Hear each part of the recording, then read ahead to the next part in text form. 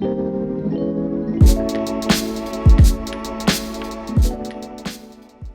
and welcome to DETV's Theater Review Special. I'm your host, Matt Ford. This past weekend, I had the pleasure of seeing Delaware Theater Company's production of One Man, Two Guvnors. Now, before we get into the review, I have to say, as an avid theater goer myself, this was actually my very first time at DTC, and I was truly blown away. As we know, every theater house in the country was shuttered by the COVID-19 pandemic, so it was truly a wonderful thing to see the community getting back into those theater seats. We here in the First State are extremely fortunate to have so many local theaters which produce Broadway-style shows right here in our own backyard. So without further ado, let's get into it. Capping his influential 10 years at Delaware Theater Company, longtime executive and artistic director Bud Martin has chosen to go out with a bang of slamming doors, that is. For his goodbye, Martin decided to direct the side-splitting show One Man, Two Guvnors.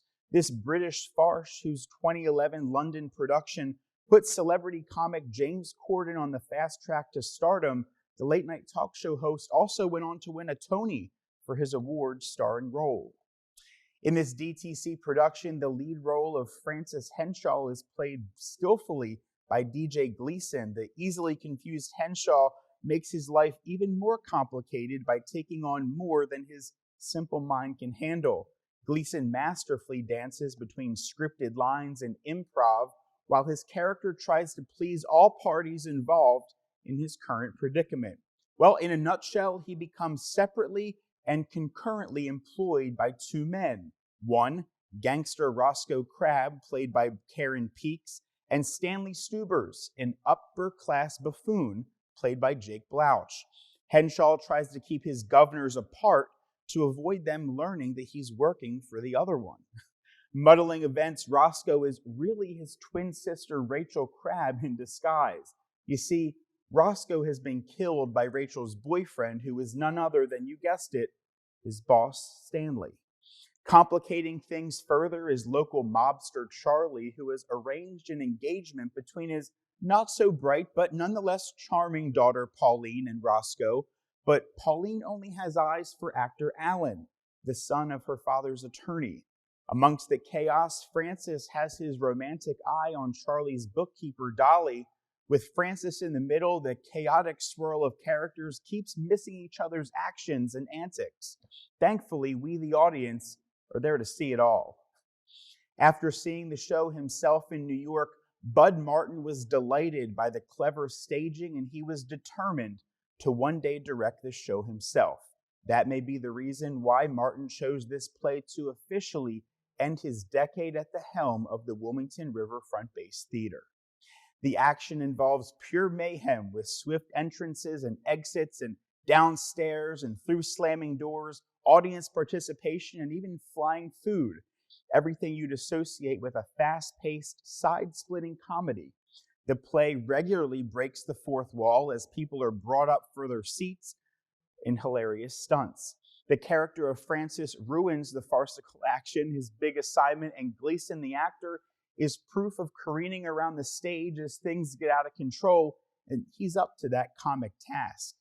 In his curtain speech, director Bud Martin noted that COVID-19 did wreak havoc on the company and that he rarely had a full cast of rehearsals at previews. But he said if he wouldn't have said that, we wouldn't have guessed it. That's how great it was.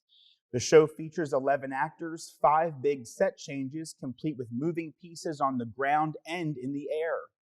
Martin said he's been surprised at the intricacies of actor movement that's required by this show. So the first thing he did was hire a movement specialist from Westchester University. That specialist is an expert in the form of Italian comedy that features stock characters and specific motivations such as food or love. The audience was amply warmed up by the musicians between the set changes, and the audience was clapping along and singing all evening long. The theater is now running a campaign to honor Martin by trying to sell out every show of the run, which ends this Sunday, February 19th. So, how can you get in on the fun? One Man, Two Guvnors runs again through this Sunday, February 19th, at the Delaware Theater Company. They're located on the waterfront at 200 Water Street in Wilmington. Tickets start at just $29. The show runs about 2.5 hours with 1:15 intermission. You can visit DelawareTheater.org or call 302-594-1100 for more information. I personally will be there again this weekend to check it out. I hope to see you there. Now, speaking of seeing you there, again, this is our first episode of this show. We will do many more, and we want to just go around all the theaters around Delaware, especially here in Wilmington. There are so many to be able to review these shows and let you know what we think of them and give us our grade. So what is my official grade for One Man, Two Guvnors? I officially give it an 8 out of 10. It's a fast-moving show, so if you're going to use the restroom, make sure you wait till intermission because you're going to miss a lot of information. It's hilarious. The audience interaction is like nothing I've ever seen before. You truly aren't sure if it's a real audience member going up there or if it's a plant. I personally feel like there were both up there, but you have to see for yourself.